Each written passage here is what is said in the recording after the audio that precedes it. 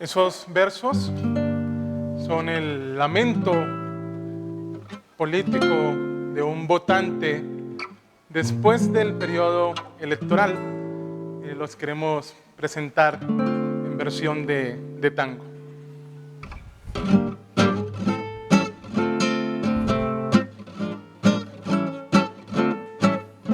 Hiciste mil promesas de un futuro mejor, que todo cambiaría y que habría paz y amor. Hiciste grandes planes que tu amor me darías, que seríamos felices, que esta vez cumplirías. Y hoy me digo acongojado, ¿para qué? ¿Para qué? Si nada ha cambiado, ¿para qué te voté?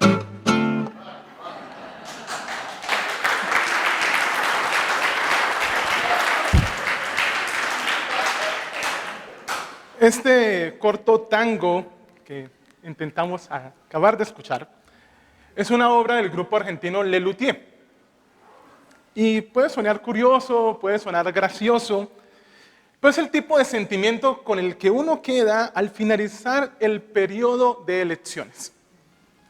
Entonces, en momentos así que uno piensa en este tipo de expresiones, la frustración llega a nosotros.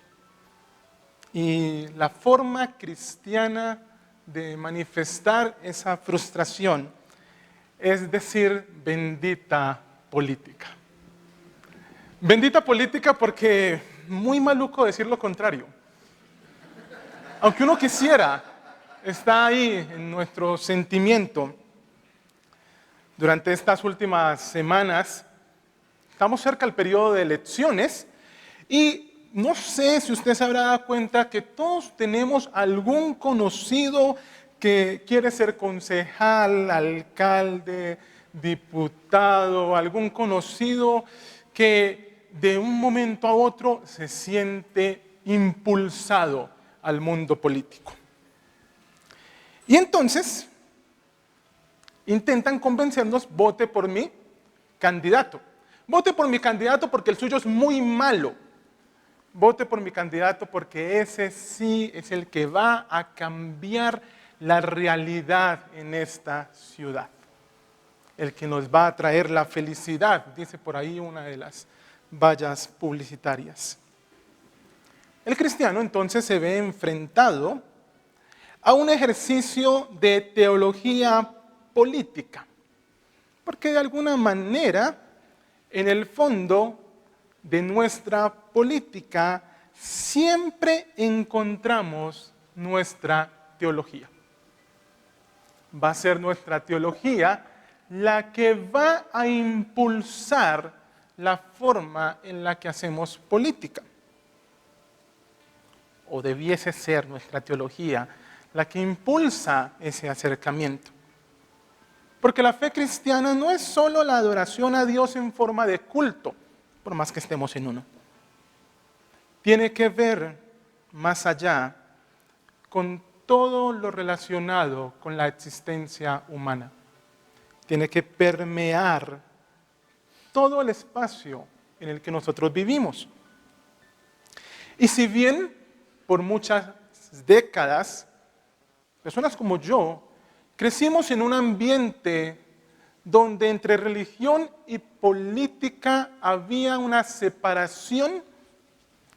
Esa separación era especialmente teórica, porque en la práctica ejercíamos de una u otra forma el quehacer político.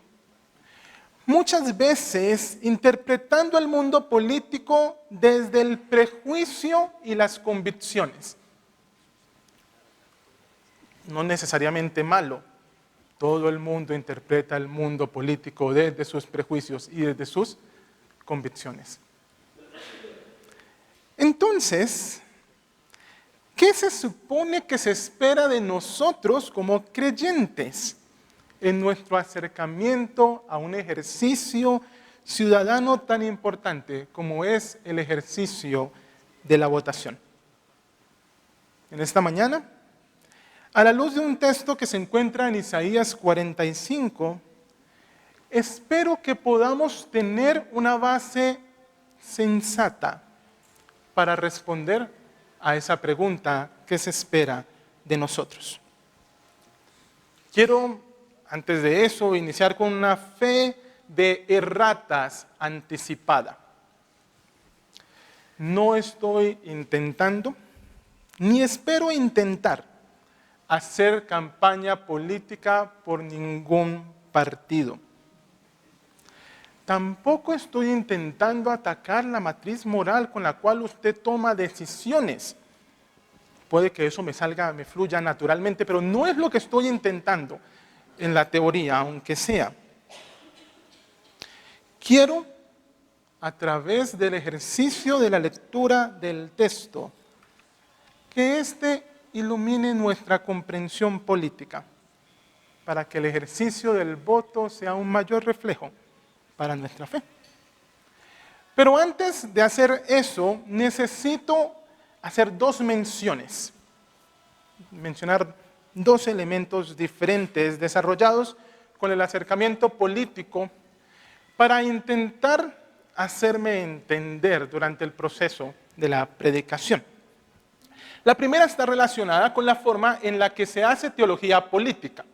Entonces, tres formas en las que podemos hacer teología política. La primera, trascender los conceptos teológicos al ámbito jurídico. Muy poco lo hacemos.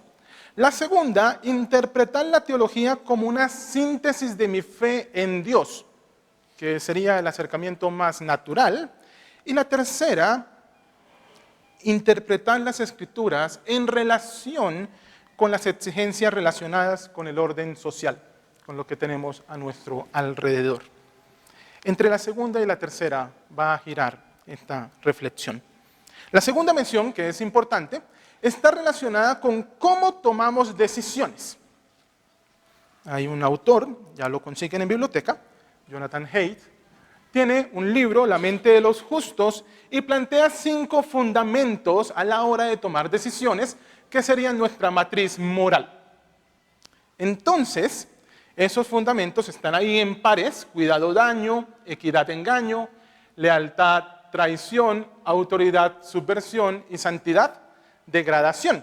Y usualmente indica más o menos hacia qué lado del sector político usted se mueve. Entonces, izquierda, derecha, está organizado así. Las personas que privilegian la izquierda, entonces, están más preocupados por las relaciones de cuidado, daño y de equidad, engaño. Y las personas que privilegian la derecha están más preocupados por lealtad, traición, autoridad, subversión y santidad, degradación.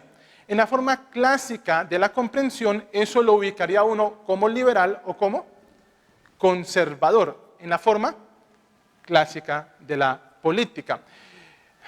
Uno diría que lo ubica uno como izquierda y derecha, pero sin tener en consideración esa relación comunismo-capitalismo, sino izquierda-derecha como liberal-conservador en política.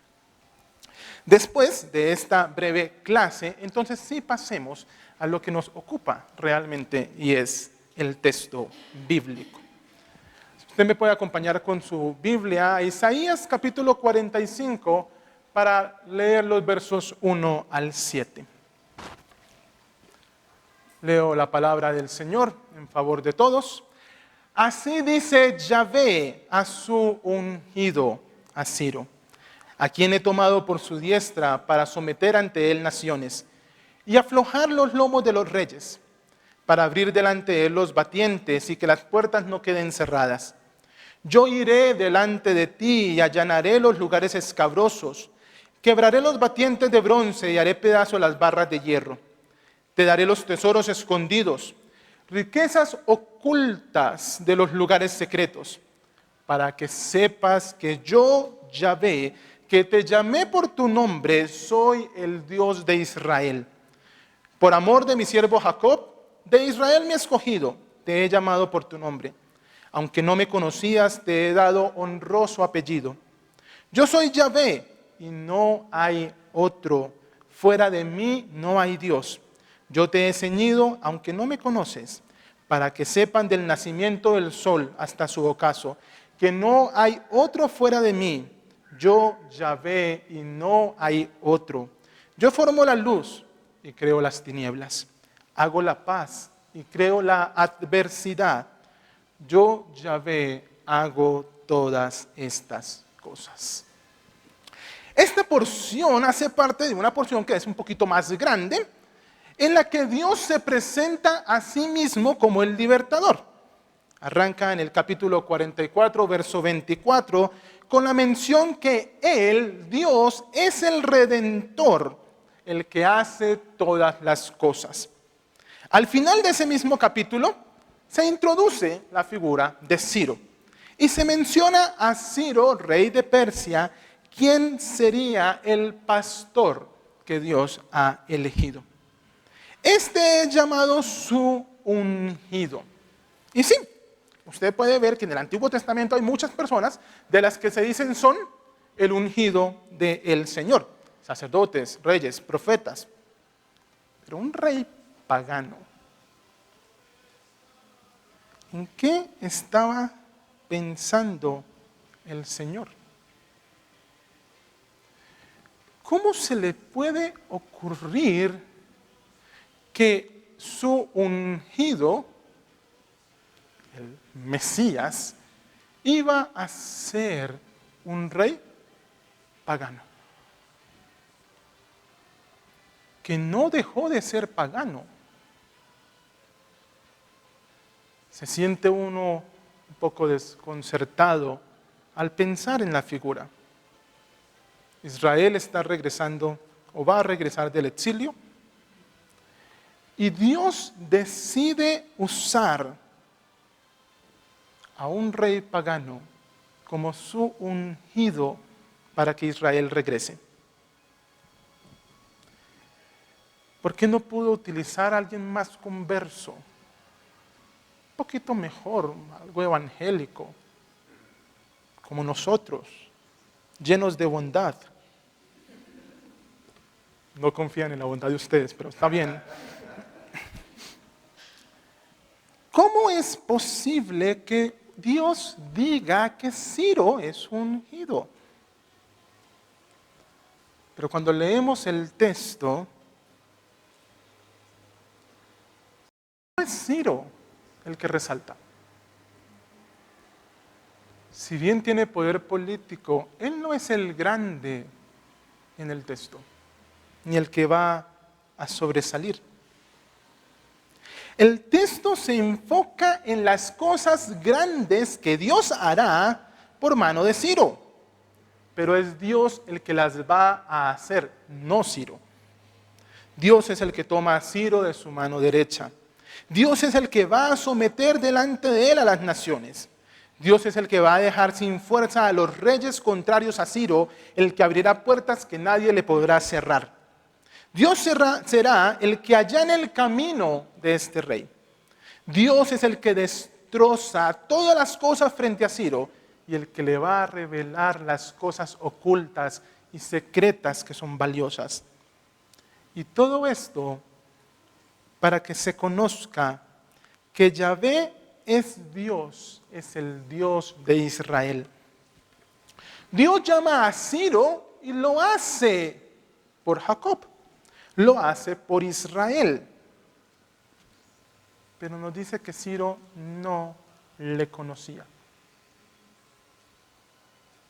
Le dice que lo hace porque es su voluntad hacerlo y no le importa la voluntad de Ciro. Los versos 5 al 7 van a ser más contundentes todavía. Yo soy Yahvé, dice el Señor, no hay nadie más. Yo soy Yahvé, el que va a ser conocido. Nadie se compara a mí, porque yo soy el que seré conocido desde donde sale el sol hasta donde el sol se pone. Dios, el que forma la luz. Y estamos muy conformes con eso. Pero también crea las tinieblas. Dios, el que hace paz. Y uno dice, gloria a Dios. Pero también crea la adversidad. Y cierra la sección con el recuerdo, yo soy Yahvé, el que hago todas estas cosas. Sí, el texto de Isaías es un ferviente llamado a contemplar la grandeza de Dios. Pero nosotros no somos Israel. No estamos en el exilio. Y en el ejercicio ciudadano de votar, no creo yo que estemos buscando a un Ciro. Más bien, espero yo que no estemos buscando a un Ciro, a pesar de lo que digan las vallas publicitarias. Entonces,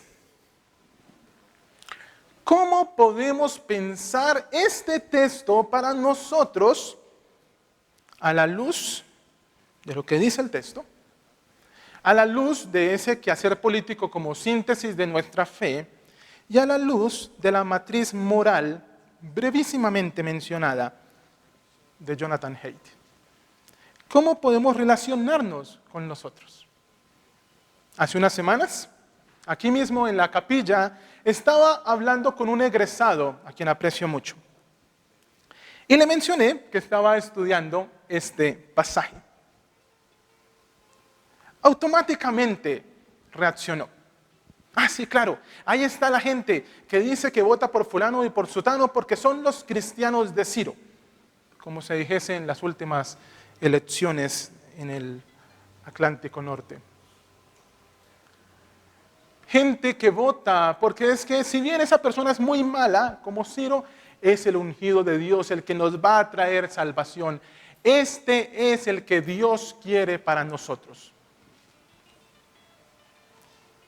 Como si no tuviésemos un ungido.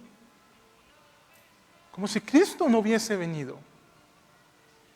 Ahora yo intenté tranquilizarle.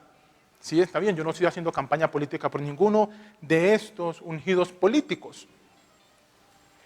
Pero el texto está ahí y sigue estando ahí. Y está ahí para hablarnos más que por nuestra obra salvífica. Entonces, ¿qué nos puede decir un pasaje como este? Permítame entonces mencionar 5 aspectos breves en los que un texto como este debe iluminar nuestro ejercicio ciudadano. El primero de ellos.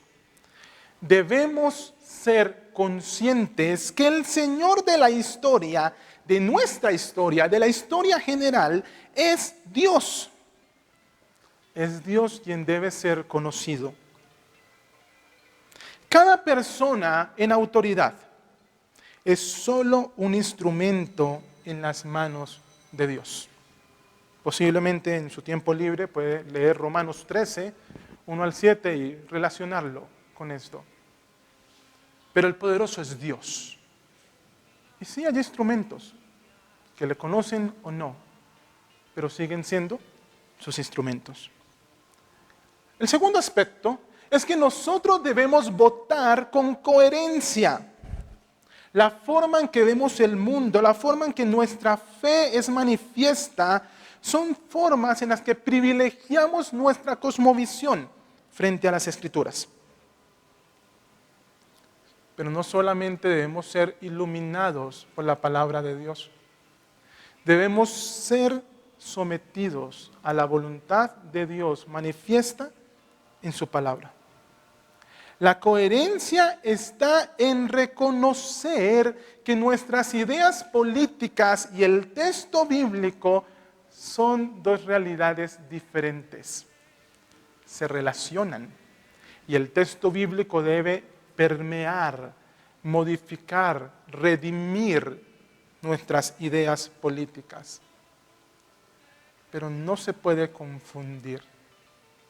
Su interés político no es la Biblia. Entonces, nuestra coherencia debe llevarnos a dar testimonio de Dios, aún en el ejercicio del voto. El tercer aspecto es que debemos poner nuestras expectativas en Dios. No necesitamos otro ungido.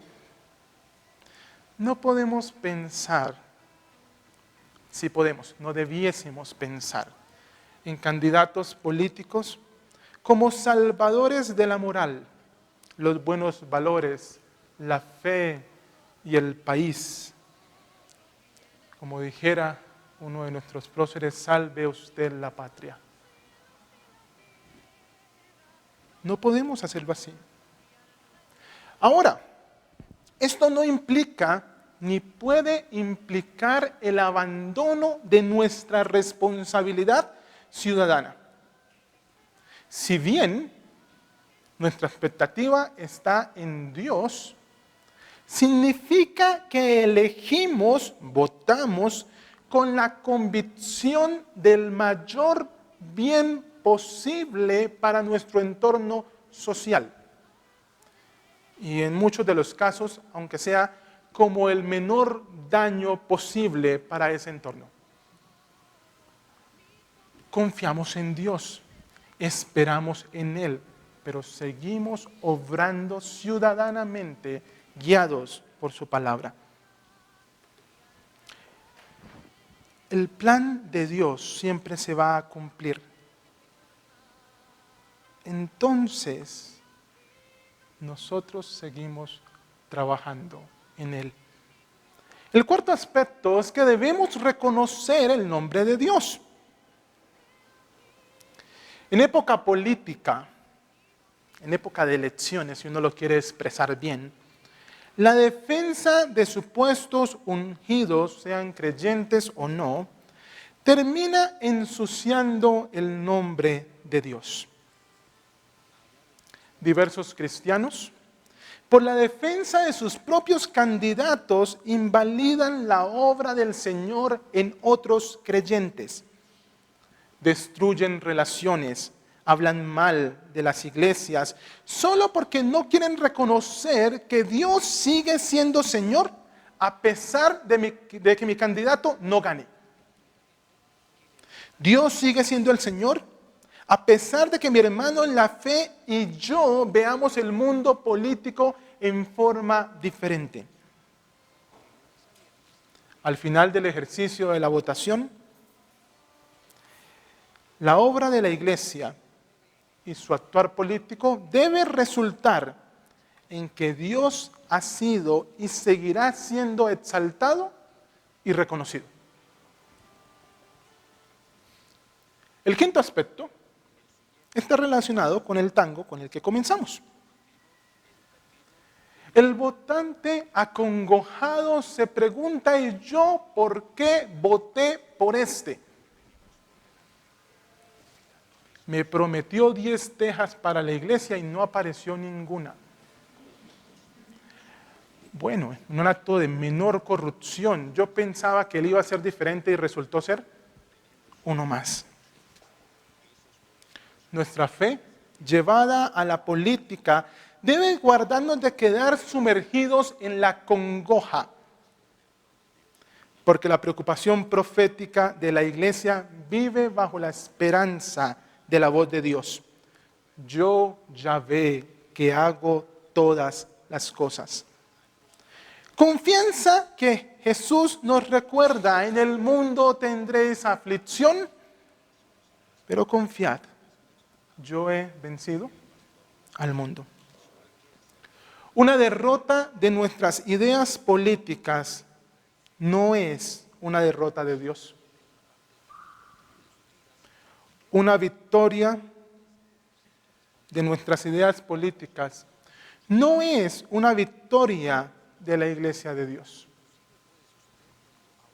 Sin embargo, Dios siempre sale vencedor. Dios siempre hace su voluntad. Bendita política.